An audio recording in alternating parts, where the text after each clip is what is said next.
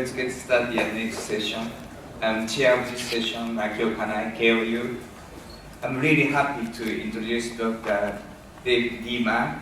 He's a professor of the Department of Chemistry and Biochemistry, University of California, Santa Cruz. The chemical evolution hypothesis to explain how life might be possibly evolved from the non-life. He's one of the expert of this particular field. Today he's going to talk about his recent result entitled the self-assembly process in the prebiotic environment. Please welcome Dr. Deamer. I want to join previous speakers in thanking Professor Morossi for the wonderful symposium he's put together. My compliments. I enjoyed it very much. So previous speakers have each given us a facet of the answer to the question of what is life.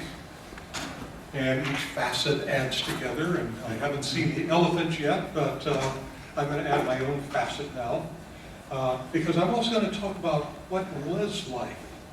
I think part of understanding what is life today in the present tense is to understand where it came from in the past tense.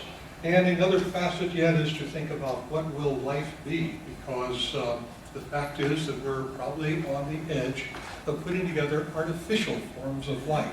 I'm going to bring you an up-to-date on that in the last portion of my talk. And I might add that quite a bit of the advanced work being done is being done in Japanese laboratories, including that of Professor Kaneko, who's spoken to us earlier. Well, understanding what is life begins with a definition.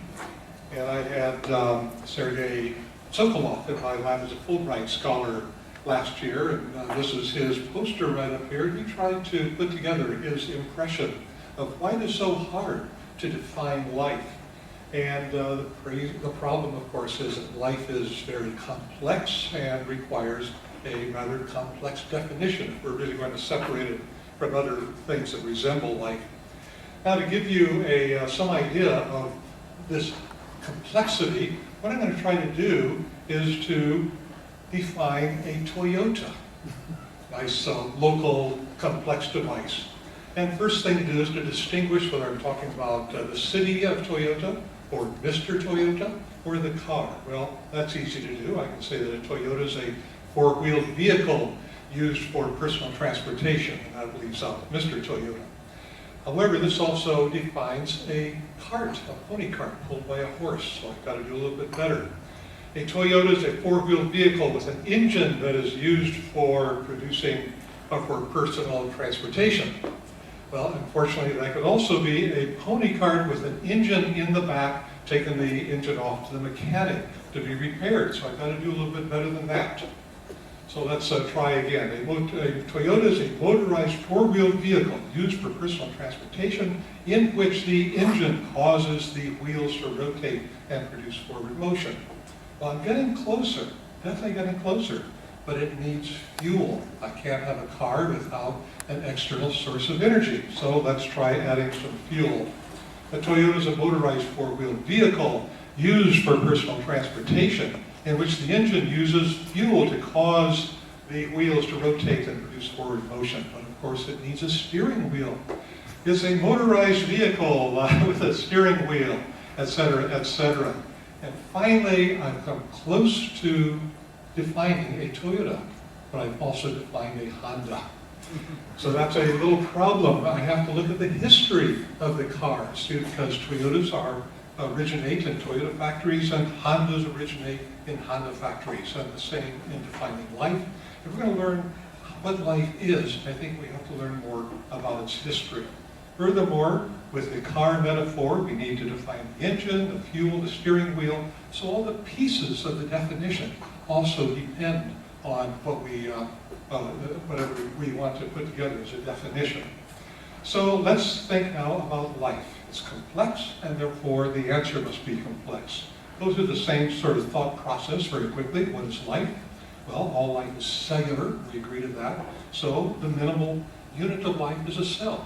So if I can define a cell, I'm well on my way to defining at least the simplest kind of life. let alone the sort of lives that we live.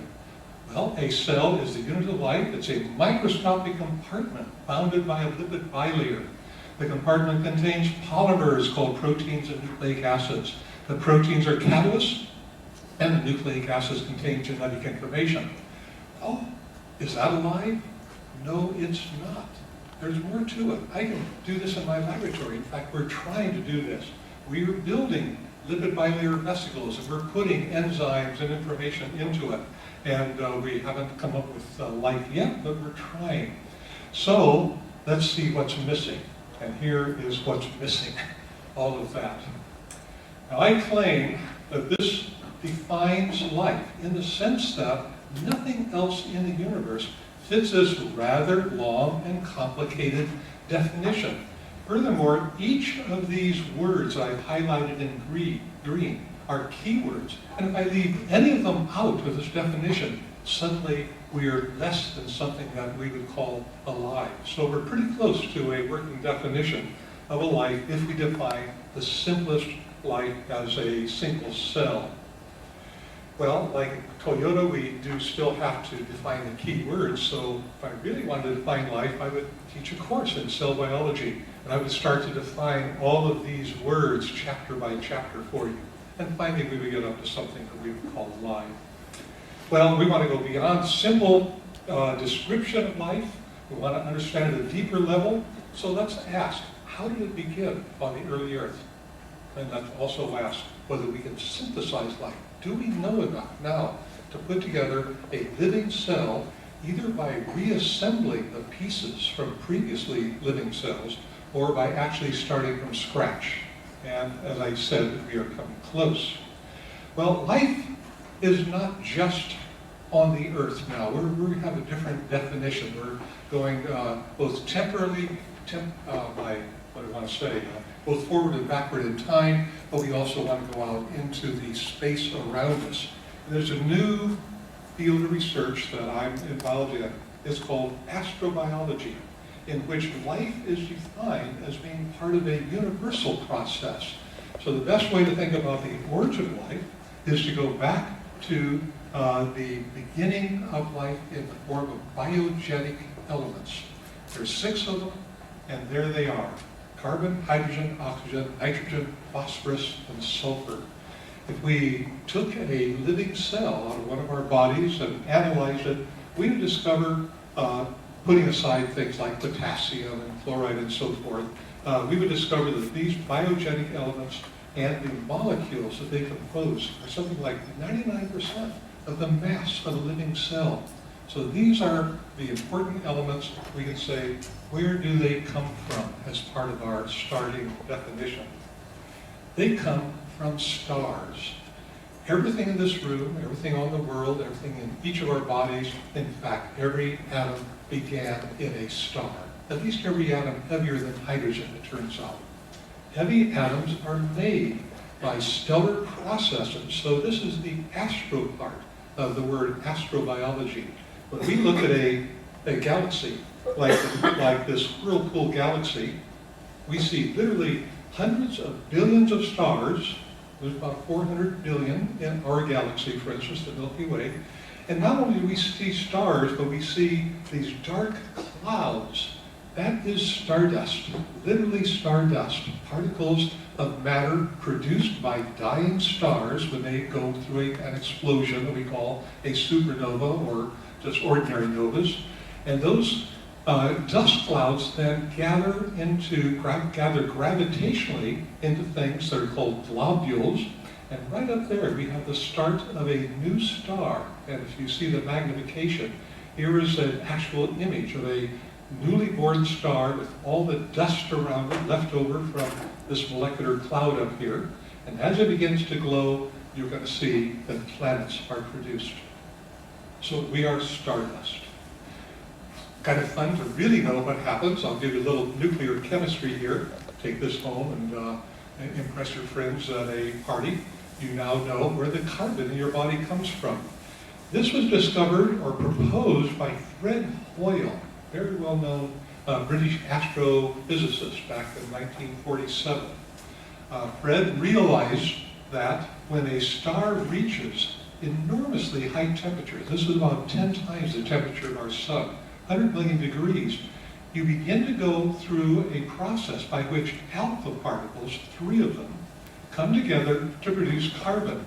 So here's a couple of helium nuclei, which are alpha particles, crashing together at these extremely high temperatures, producing a beryllium nucleus. That's the lightest metal, in fact.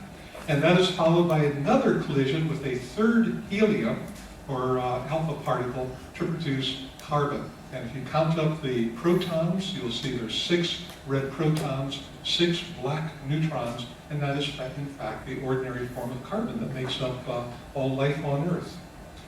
A little bit before that, people had proposed that if carbon was present under these conditions, that the carbon, in fact, could be hit by a proton, just a single proton, that's a hydrogen nucleus, pop out a helium. Excuse me, here it is. The carbon is hit by the proton, pop out a gamma ray, and become nitrogen. So suddenly we not only have carbon, we also have nitrogen. The nitrogen can pop out a positron and a neutrino, become another form of carbon. This is a slightly heavier isotope called C13. That can be hit by a proton to produce another form of nitrogen, another stable isotope, hit by another proton to get up to oxygen. That can then lose a positron and become another nitrogen, which pops out helium, and this thing goes around and around in a circle, spewing out oxygen, nitrogen, and carbon as part of that cycle. This is the stuff that accumulates in stars, and this is really one of the fundamental discoveries of astrophysics in the last century. Fred Hoyle should have gotten the Nobel Prize for this, but there was a little problem with Fred, and that is that not only did he write good science, he wrote good science fiction. So really beware of this if you're interested in a ticket to Stockholm sometime. It's very clear that a few people that indulge in playful science, like Hoyle, like Gamow, that they do not make it to Sweden. I see a hand back there. Could I ask a very brief question? Was that ever experimentally verified? Sorry again? Was this cycle ever experimentally verified? Oh yeah. We can see the spectra of these nuclei and in the light that is being produced by sun. So it's really very well worked out. There's a lot of math, physical math that goes into this as well. So it's really the accepted way for this to work. It has to be at very high temperatures. We couldn't do this on the Earth. We can make hydrogen bombs, but we cannot make this sort of thing because it's too high a temperature. Well, that stuff would get stuck in the star, except that stars have a lifetime. When stars burn up most of their hydrogen, they undergo a collapse. And during the collapse, they spew out a massive amount of the stuff shown in these 2 planetary nebula. So these 2 stars, you can see them in the center, have reached the end of their lives. They have lost a lot of their mass to the space around them. And by the way, these things would be maybe a light year or so in diameter. These are big objects, even though the star looks big, it's just really a point of light there. And of course, the astronomers. This is the only time that astronomers can exercise their imagination. So whoever sees this first, it's like a cosmic Rorschach test. This is the Eskimo Nebula, and this is the Cascade Nebula, and that's the names that are stuck. Well, that looks very exotic, all this stuff out here, but this, in fact, is what we are made of. This is nothing more than dust particles, and this is what one looks like. This is an interplanetary dust particle that is picked up on a high-flying aircraft. They used to use U-2s to collect dust particles from the upper atmosphere. And it's a silicate mineral core. So most of what you see here is a quartz-like or sand-like or glass-like material. And then on the surface, at least when it is out in outer space, is a mantle of ice. So these things run around out there in those molecular clouds collecting gas like water vapor, like carbon dioxide, methanol is out there, methane. All of these things collect on these particles. So when I showed you those molecular clouds, that's why they're called molecular clouds. They are dust particles like this one with a surface coating of molecules. And that's where new solar systems come from. Let me show you how that works. Here's a beautiful picture of a newly formed group of stars. They're very blue because they're they're rather new. Their star light, the pressure of the light, has been forcing all this dust away. So they've cleared out the space around those stars.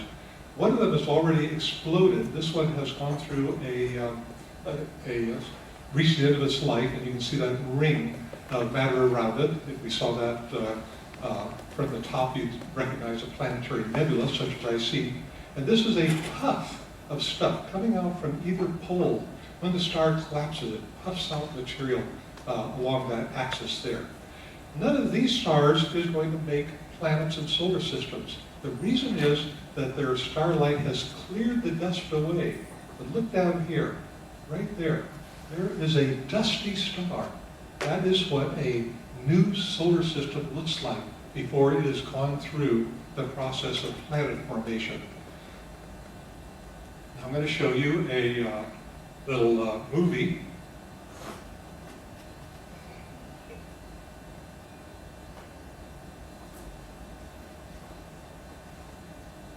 I hope. Come on. There we go. So this is a molecular cloud, and what you're going to watch in just a few seconds' time is a collapse of that cloud into a spinning disk we call a solar nebula. In the center of the disk, you'll see a new star formed, and in the leftover material, you'll see new planets. So watch what happens here. Notice the rotation. This is just turbulence that turns into rotating matter. There's the disk forming. It's also rotating. That's why planets rotate around the sun. It's the leftover momentum. Here's the star collecting material gravitationally from the disk. The star begins to start up its hydrogen fusion. Lots of light is produced, and heat and other energies like those solar winds that we heard about. And here, left over, is the planets circling that star. This happens rather fast. It's just 100 million years or so. You can go from start to finish, at least in these computer simulations. Now, planet formation is a violent affair. It's not just a gentle sifting of dust and gas down to a newly born planet, but in fact, it looks more like this. This is the Earth, and it was only a few hundred kilometers in diameter, about the size of a big asteroid. And you can see these collisions between smaller objects and the larger object is attracting them gravitationally. Heat is produced. That heat is captured in the interior of the Earth, and the heat that drives Mount Fuji and the other volcanic areas of the Earth is leftover heat trapped in the Earth by its original accretion process. The Earth was unique in our solar system by undergoing a collision with an object nearly the size of the Earth. It's now the consensus view that the Earth-Moon system was produced about 4.4 billion years ago when a Mars-sized object happened to collide with an Earth when it had about maybe 90% of its present mass. The Moon then congealed, accreted, out of a ring of material.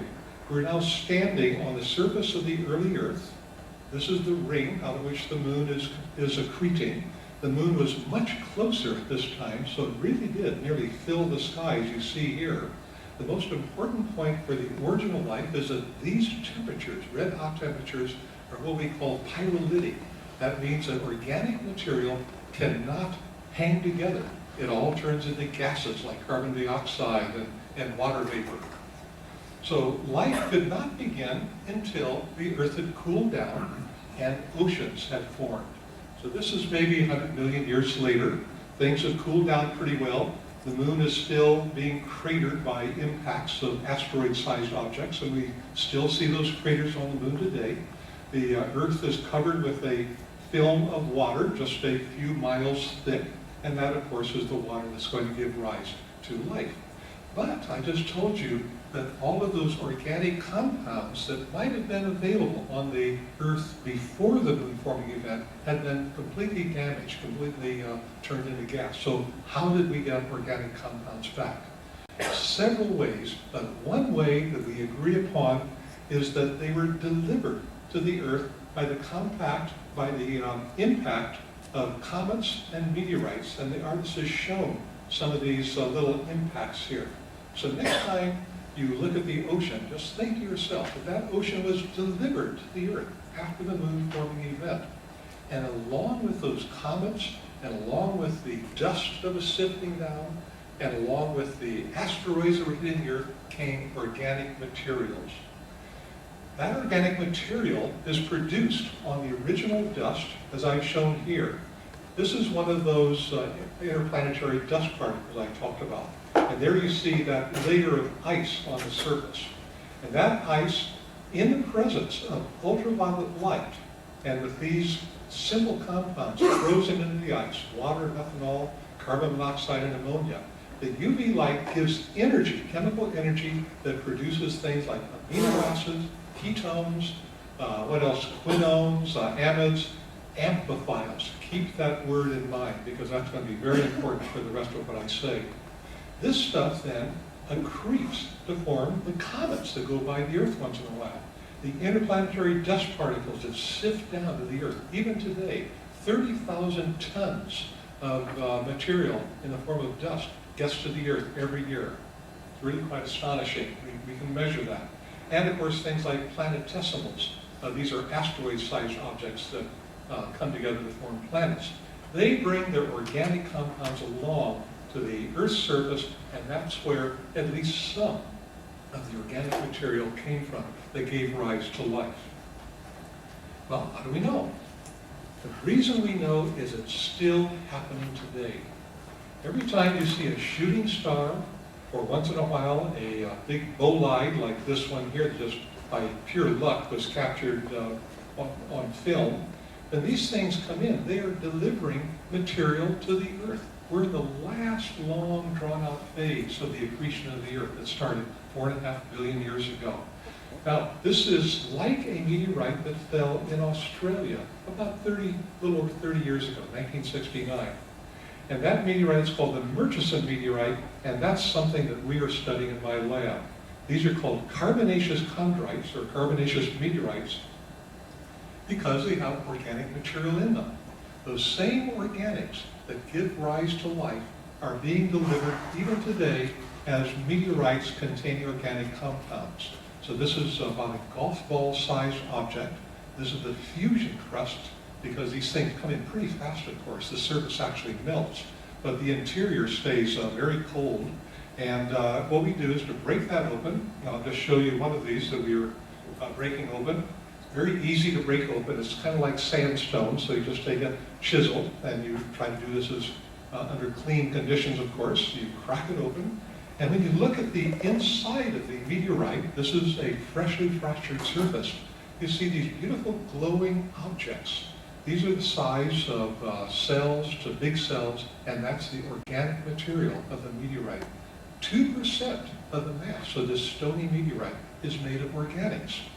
Now, when we extract these organics with a solvent system like chloroform, for example, and we allow them to interact with water, this is what we found. It's about 15 years ago, we reported that the organic compounds called amphiphiles that are present in carbonaceous meteorites are able to form cell-sized membranous structures. We know they're membranes because they can capture fluorescent dye molecules, as you see here. They're like little bubbles floating around in the microscope. So we proposed at the time, and I think it's just a general consensus now, that this is the way that the compartment that made up early cells was being made available on the early Earth by organic compounds delivered from the extraterrestrial infall to the Earth's surface. Well, how did that turn into cells? That's the next part of my story. Let's just think about what cells are. Self-assembly is one of the primary things that occurs in life today and must have been part of the process of the origin of life. boundary structures, what I'm saying there is just the outer layer that forms the compartment within which the rest of the cell lives. So that's self-assembly.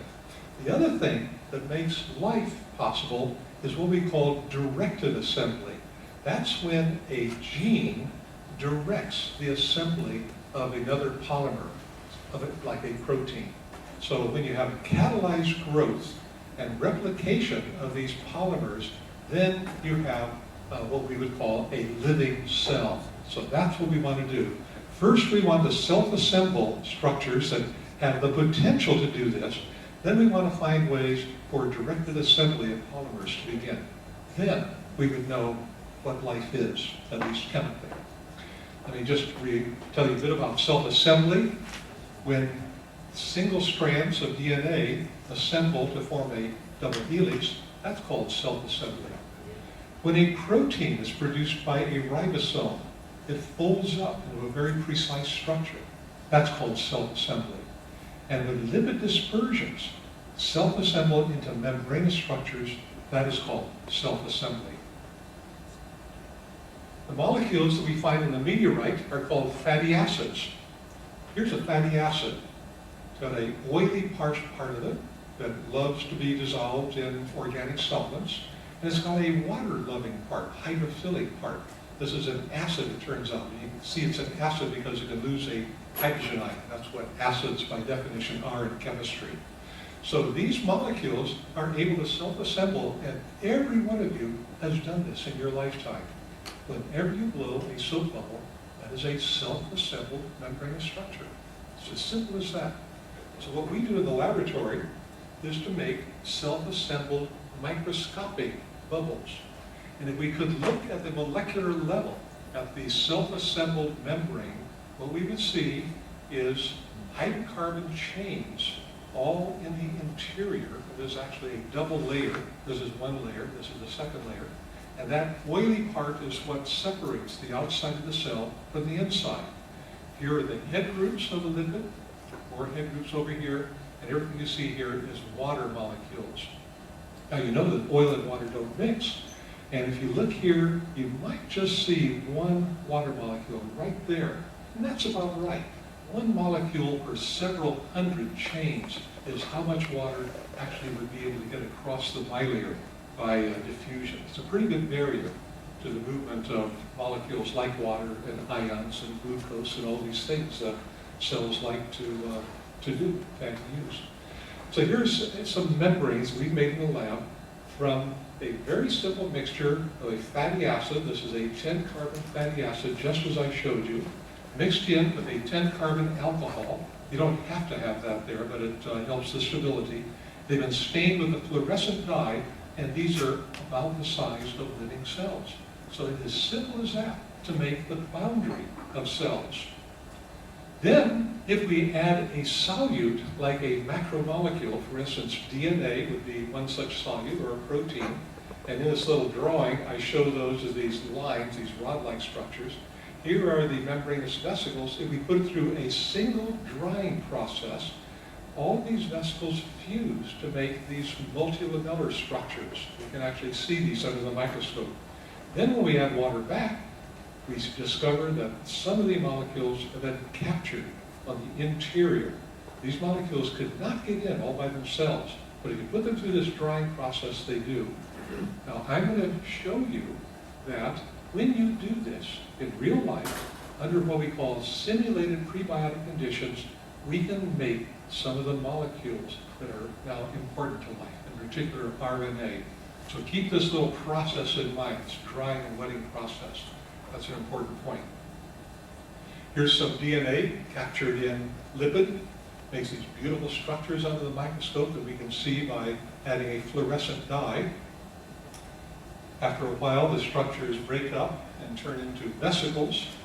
And these vesicles then are filled with fluorescent DNA that's been stained by a fluorescent dye. We're just seeing these under the microscope. A human red cell would be about this size. It's about maybe 10 microns across. This might be a liver cell, and the smallest ones you see would be the size of bacterial cells. Just to give you an idea of the size of these. So it really is easy to make what we call protocells. Just mix in a lipid, you put in some of the material you want to encapsulate, go through a single drying wetting process, and you come back and you have this similar stuff. So the question is, could that occur on the primitive Earth? So we're asking that question now, and that took us to Kamchatka, Russia. So we're going to find out whether we can actually make this process I described occur under simulated models. Well, not even simulated, these are real models of what we think the early Earth was like. So I'm going to give you my perspective on what the Earth was like about 4 billion years ago. Here's an artist's version. The early Earth was volcanic. It was much hotter than today. And in fact, you may have heard one of the speakers earlier say that archaea, these thermophilic bacteria, are some of the most primitive organisms in terms of their gene line that we can trace. So we think that life probably began in a rather warm environment. The temperature here was probably 60 to 70 degrees Celsius. Of course, we have boiling hot springs associated with the activities the artist shows here. And we have volcanoes spewing carbon dioxide and other gases into the atmosphere. There's no oxygen. Life did not advance to the point where they could even produce oxygen as plants do for us now. It's a carbon dioxide atmosphere mixed in with nitrogen. So that is the idea about where life began. We're going to go fly off, and I've been here twice now, just a couple of years ago, in fact, most recently, to Kamchatka. Now, Kamchatka is important to us because it's so far away from every place else on the Earth. It's a high altitude, the mountains, the volcanoes there are up to 10,000 feet. High latitude, that means that plants don't grow very well when you get up onto those volcanoes. And furthermore, it's very volcanic. So there are sterile sites that are just totally free of other life. So it's like the early Earth in the sense that it's sterile, there's nothing alive there. We can do experiments that we can't do elsewhere. So this is what Kamchatka looks like from the air. Japan, by the way, is right down here. Japan almost touches some of these little islands in between. And Japan, Mount Fuji, is part of this range of volcanoes that goes up the point at which the Pacific plate slides under this part of the world. So that's these are all the volcanoes. Petropavlovsk is right in here, so when we fly over from Anchorage, we land there. Then we take a Land Rover type vehicle to Mount Mutnowski, which is that volcano right there. And the reason we use that is that we can get to it. These others all require helicopters at $2,000 a day to get there by helicopters. That's a little expensive for our taste. So here we are now climbing. This is in the summertime, late summer. There's quite a bit of snow remaining still. And we're climbing at about 6,000 feet now, just getting over the lip of Mount Mutnowski. We're going to look down into the active crater that last erupted about in 2000. Here we are looking down into what I think is a good model for the prebiotic Earth. No life, there's no plant life, maybe a little microbial life if you really look. This is a fairly sterile environment. So we would then work our way down into the crater itself, and in the crater you find places like this. And that's me collecting some material from one of these sulfur hot springs. We have to wear a gas mask, by the way. There's a lot of sulfur, hydrogen fluoride in the air. And I'm taking a sample from a boiling mud pit here. I'm going to pull it out, and the next one shows that sample. So we would take this, we would filter out all the sort of ash-like material, and then take the water home to analyze in our laboratory. So we're looking around then for a place that looks like where life might begin. Now, we didn't find any organic material here. It's perfectly sterile, nothing that we could see at all. So we wanted to find something a little more conducive to doing experiments, and we found this little hot spring. It's isolated, as you'll see. It just boils in the center there, and it's filled by a little bit of snow melt that comes in from beside the spring. And this, I think, is an example that I would use as a model for where life might begin.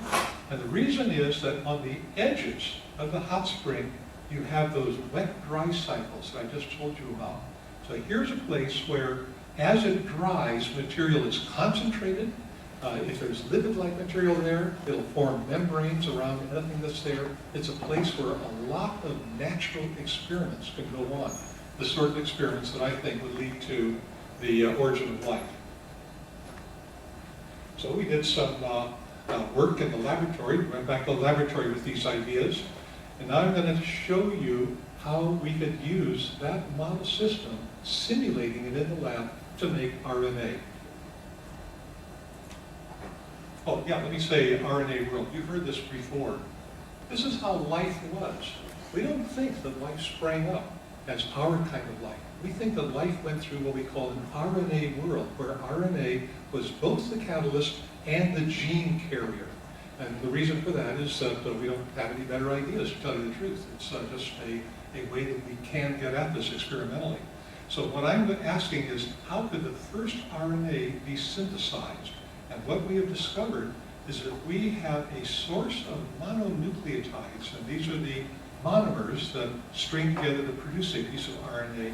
We can try polymerization reactions using those fluctuating wet-dry cycles, such as I showed you in that volcanic region. And here's the basic concept. If you're a chemist, you'll follow this easily.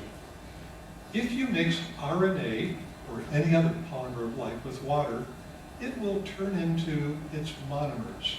It's a process called hydrolysis. Water is added to the bonds that hold it together, and you end up with the 4 monomers of RNA.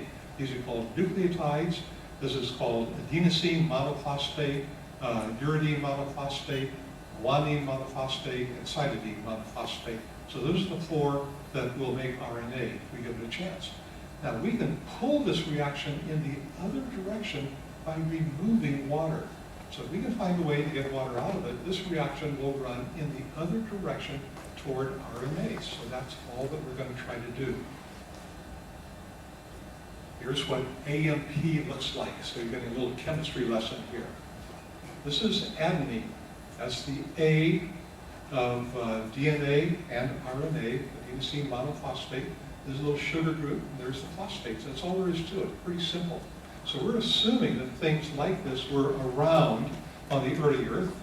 Doesn't have to be this exactly.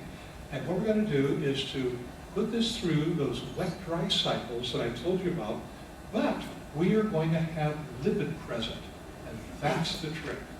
We found that in the absence of lipid, nothing happens when we dry it down. But in the presence of lipid, something rather magical happens. We're just going to dry it down, rehydrate. We're going to do that up to 7 times. We're going to have some lipid there, and a little bit of an elevated temperature to mimic what we would have in a volcanic region, and we're going to measure polymer synthesis as RNA. So this is what we think happens. We think that the AMP is trapped between the lipid layers. Here's a lipid bilayer, see it's trapped. And when it's trapped, it's organized because it doesn't have anything else to do. No more degrees of freedom. So it probably looks something like this when it gets trapped between the lipid layers. And all we're going to do then is to warm it up a little bit so that water has a chance to leave. There's the water molecule, and if it leaves, you can make RNA. So that's all we're trying to do with this. And it works. This paper is in press. It'll appear in the next week or so, in fact. The only one that you have to look at is this one over here. This is radioactive RNA. What we've done is to treat our product from that reaction I just told you with a couple of enzymes that are known to act on RNA and add a radioactive group on the end of the RNA. That radioactive group exposes film, and so if radioactivity is there, we'll see a shadow on this film. So there's 1 cycle, 3, 5, 7, and you can see the RNA building up as we put it through cycle after cycle. You can also see this is 20 bases. This is a standard from 20 to 100 known RNA fragments, and it gets labeled as well. So there's 20 bases, 30, 40, 50, all the way up to 100. So you can see that we're making long strands of RNA by this process. Everything else here is just a variety of experiments that test the idea. The best part of all is that when we end up, we don't end up with just a clear solution of RNA, we end up with vesicles like this, lipid vesicles, about cell size, and there's the RNA stained with fluorescent dye. You can see it accumulating in these vesicles. So if I had to guess what the first forms of life look like, it'd be something like this. Lipid vesicles containing a genetic material that also had catalytic activity, and that's what we're going to try to do. Well, I will finish up now. We're going to try to produce artificial light in the laboratory. That's kind of like playing Frankenstein, isn't it? Except we're doing it with the microscopic level. And as I say, this work is going on here in Japan. Some of the pioneers are here in Japan.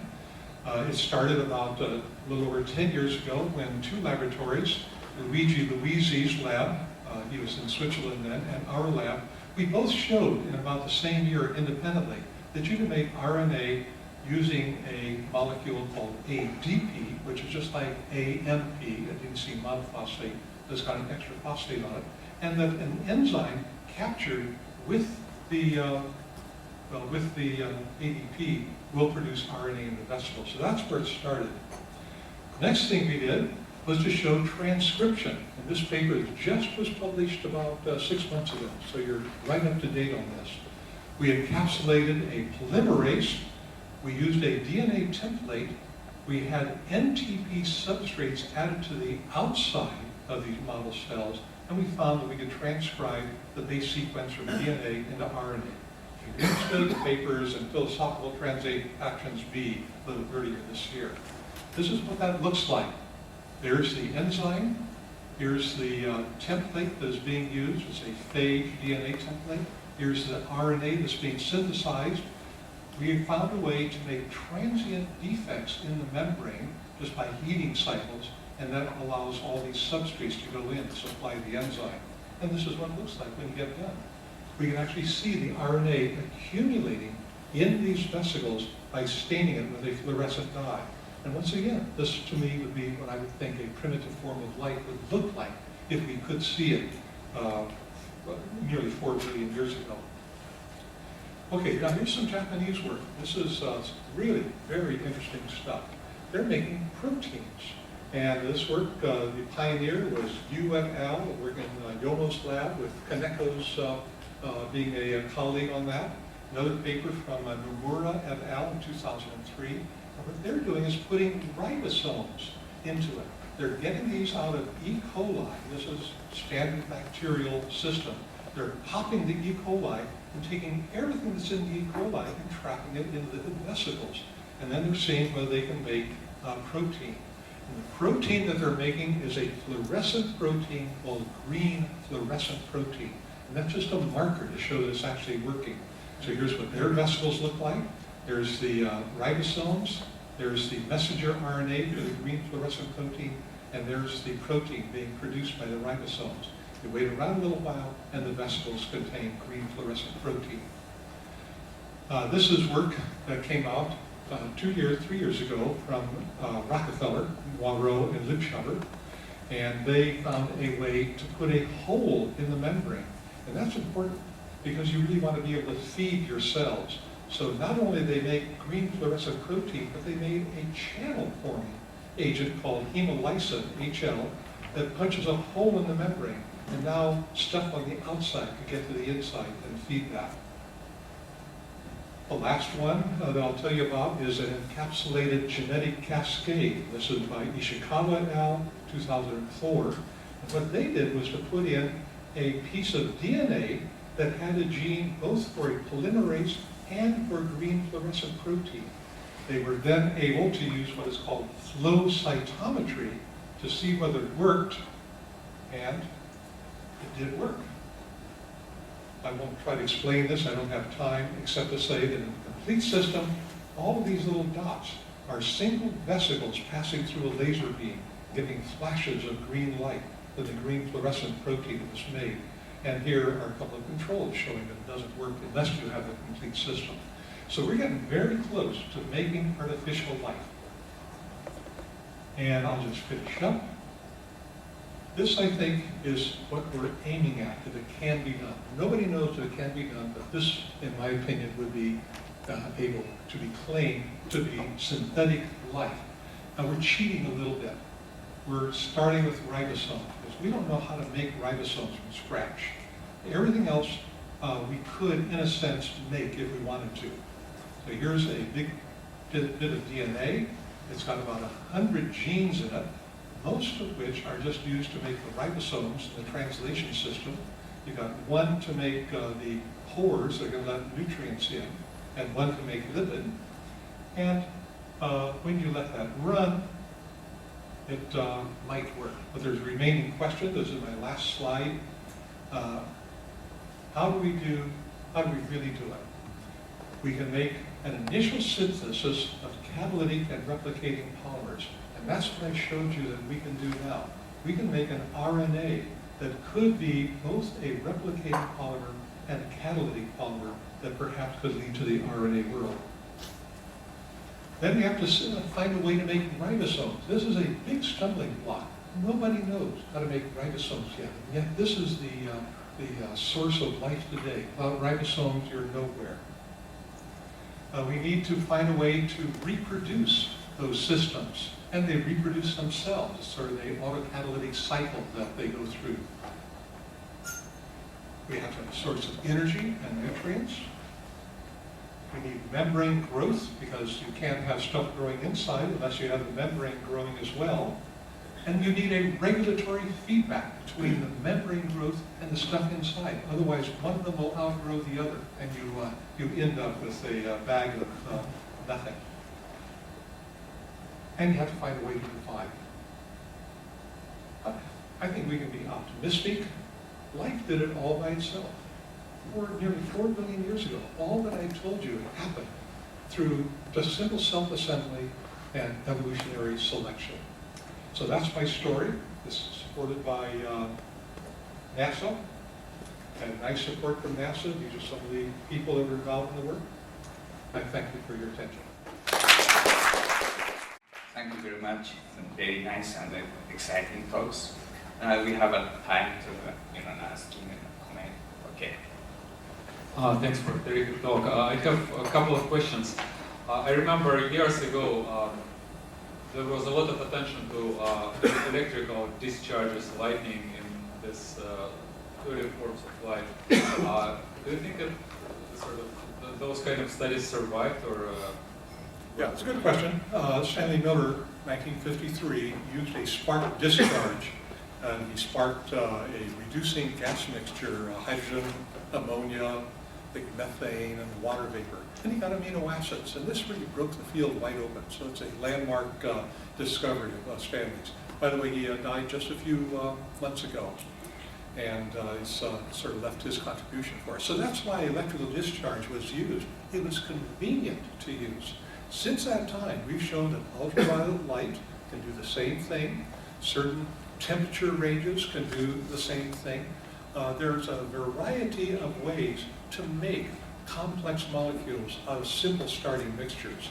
Lightning is a minor component of the energy available in the early Earth. The primary energy that would have been available is ultraviolet light from the sun, as well as volcanic heating. Those are far outweigh electrical discharge as a way to drive these syntheses. Thank you. And I have a small technical question. I missed the connection between what you did on Kamchatka with this last part of the talk. So you just wanted to establish that it's very sterile? Well, yeah, there's the Kamchatka stuff is a whole other talk. What we did was to pour in a mixture of the sorts of things that I actually did in a test tube that I showed you. I just didn't have time to go into all of that.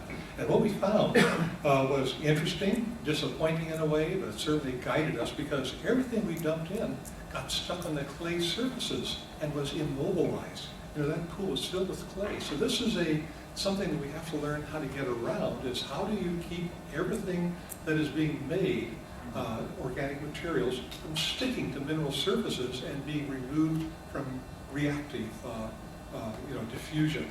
I think that maybe the way to do that is, instead of going to Kamchatka I'm going to have to go to Hawaii. I just can't stand the idea. But Hawaii does not have clays. Their volcanic activity goes right on to lavas. Clay is sort of characteristic of continental land masses like Kamchatka, whereas a Hawaiian surface is almost like glass because it's a glass-like material. So there I think we might have more luck with that experiment, and that's on our to-do list. Really?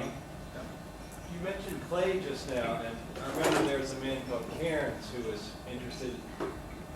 You mentioned clay, and there was a scientist called Cairns who was interested in the idea that crystalline clay structures could have been precursors for life. Does that play into your plans? Yeah, it's a great idea. Graham Cairns Smith, actually. He's at Glasgow University. He's a mineralogist, geologist. And he came up with this idea, and it's a nice idea. Got a nice Scientific American article out of it, and he wrote a book on this, that clay, in a sense, is a primitive organizing surface, and that if you can stick molecules like nucleotides to the clay, you might be able to line them up in a way that's conducive to their polymerization. So in a sense, what I showed you with the lipids is along the line of that idea, but instead of a mineral surface, we're using a lipid surface to organize this stuff. Now the problem with clays is that everything that you make sticks so tightly that it's hard to get back off. Furthermore, you have to totally saturate the clay surface with what you want to make. When we did that with that Kamchatka work, we dumped in gram quantities of amino acids, of nucleobases and phosphate and so forth. And what it comes down to is that when you do the calculation, there is so much clay in that little basin that it was a surface area the size of this room. It's about 100 square meters per gram of clay, the surface area. So there's one molecule here, another molecule here, another molecule here, and they just can't get together to react. So they became immobilized as potential reactants. So that's the problem with clay. Yes, it does absorb the stuff, it concentrates it, but it also inhibits their diffusion that's required for reactivity. It's an amazing talk, Dave. I've never heard that story as we told. I didn't hear that story at all. But one thing which emerges is that it seems to be all too easy to create life. And in that case, isn't it an extraordinary coincidence that it only seems to have happened once on Earth? At least if you look at the phylogenetic tree, it seems to go back to a single origin. Shouldn't there have been lots of origins? And maybe, do you think there were, and that they all got eaten by one particularly successful branch? Yeah, it's a lovely question. A lot of people thought deeply about that. The early Earth was being bombarded by vast, 100-mile diameter asteroids at that time. We see the remains of that on the moon in the form of the cratering record. Any one of those really large ones would have totally vaporized the ocean, and anything alive would have been killed. So we think that the most plausible idea is that life, yes, it does start easily, but it was extinguished except for the deepest thermophilic life, and that is a bottleneck through which life passed. So not so much that it's just one origin of life. It started up easily, but there's only one bottleneck through which life today passed, and it was produced by this bombardment 3.8 billion years ago. So, yeah. What do you think life will be? Because irrespective of being or becoming, I do believe the principle of life itself must be the same. So from the past to the future, I do believe the same universal principle might be present. And to such universality or universal principle can be scientific work. Okay, so I just to summarize your questions, I understand to make sure I got it right. First off, what will life be? That's one I can tell you just a little bit about. But as soon as I get outside of the sort of synthetic life that we have control over, nobody predicts what evolution can produce in the way of life. We see evolution all in hindsight. And Stephen Jay Gould has commented that if we could run the tape of life once again, we'd probably end up with something entirely different, which suggests that it's not predictable, at least at the level that we exist now. There's no guarantee that intelligence would have arisen on our particular form of life. So what I think life will be, though, is that we will get control of bacterial-like cells. People like Craig Venter are actively now trying to engineer bacteria to do exactly what they want them to. We talk about synthetic biology, where we have a toolkit of genetic tools that we can use to literally, like engineers, make the bacteria do this and that, and come out with some desired pharmaceutical agent or a protein that we need, just as Genentech did with insulin so many years ago. So I think that's what life will be, at least at the synthetic single-cell level. At the higher levels, I think it's anybody's guess because of the vagaries of evolution. Do you believe there is some universal principle independent of the level of evolution? A universal what? Principle. Oh, universal principle. Ah, yeah, okay. Well, yeah, I believe in the laws of chemistry and physics. And I think that what I just told you here could happen on Mars, and maybe did. There's an amusing point that people love to make, if you haven't heard it before. We might be Martians. If life began on Mars first, it could very well have been delivered to the Earth. And when and if we do find evidence for either extinct or existing life on Mars, which could be microbial in some of these deep hydrothermal areas, we might discover that it has the same genetic code, the same DNL amino acid distribution and so forth, and that we in fact either we're Martians or Mars-like is terrestrial, which is less likely. So there is a universal organizing principle. It's called the laws of chemistry and physics, and I think life could arise anywhere, but it would not necessarily look like what we have on the Earth. Other questions? White. Very nice lecture today. I'll make one small correction. First of all, it's very nice of you to have been fed. Just a little bit louder, please. About Fred Hoyle. Oh, yes. Well, I don't think really is anything to worry about. Don't think to do with the science fiction. He was, Fred Hoyle was the orthodoxy. He was the theory of continuous creation. He was forced out by the Young Turks out of the department as the people who wanted to bring in the Big Bang theory. And so he was sidelined, and he got totally fed up with everybody, and then he just walked out one day. And nothing to do, I don't think, with his well, yeah, Gamow is the other example I used. And people pretty well agree that the reason Gamow, who proposed the Big Bang, the original Big Bang, turned out to be correct, the reason he was not recognized with the Nobel Prize, perhaps he didn't live long enough, but it was because he wrote children's books, and people are on record saying that sort of thing. Fred Hoyle, besides his good science, was in fact a science fiction writer with maybe half a dozen books. I read some of them. He also had some ideas that are way out there in a very real sense. He claimed that the Archaeopteryx fossil in the British Museum was a fake. He also believes that, and still does, he has a colleague, Vikramasinghe at Cardiff, who thinks that in fact outer space is filled with spores of life, and firm belief in panspermia, that life on the Earth did not develop on the Earth, but was brought to the Earth in the form of panspermia-like spores. So these are far-out ideas, and yet he published them, he wrote books about them, and I think that may have damaged his reputation. But thank you for the historical comment on somebody who was there when a lot of this happened. We could chat a little bit later about that. One last question. Okay. Okay. I am a theoretical thesis studying the. Okay, this is better. I'm a theoretical thesis studying the structure of the whole state. I want to ask definition of life. Our life is based on the fact that the nucleus oxygen-16 is a very stable nucleus, and also the structure, atomic structure of oxygen, electronic structure is very active. This is very important. So, our life is composed of carbon and nitrogen, oxygen, CNO elements. And so this is our life is a baryonic system composed of baryons of light nuclear elements.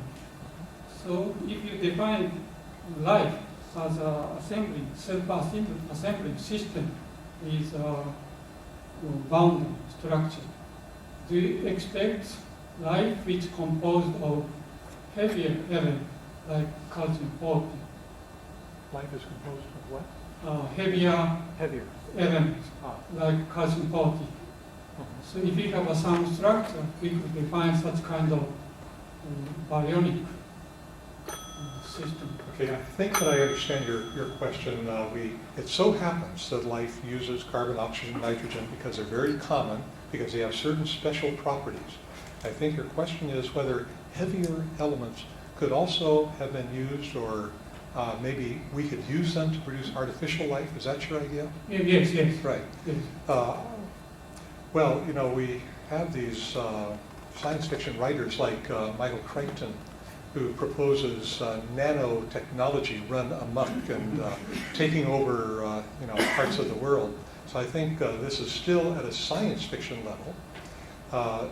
It's just amazing how these little molecular machines produced by carbon, oxygen, nitrogen work. We have true machines in our bodies working at the molecular level. I don't think anybody yet knows how we could do anything like that by compounds other than carbon, oxygen, nitrogen compounds. It's just difficult to imagine. It might just be the limits of our imagination, of course, but my answer to you is that I sure don't see a way to make life from heavier elements in the absence of carbon, oxygen, and nitrogen. Thank you. Because of the time, I just want to stop here. Thank you very much again.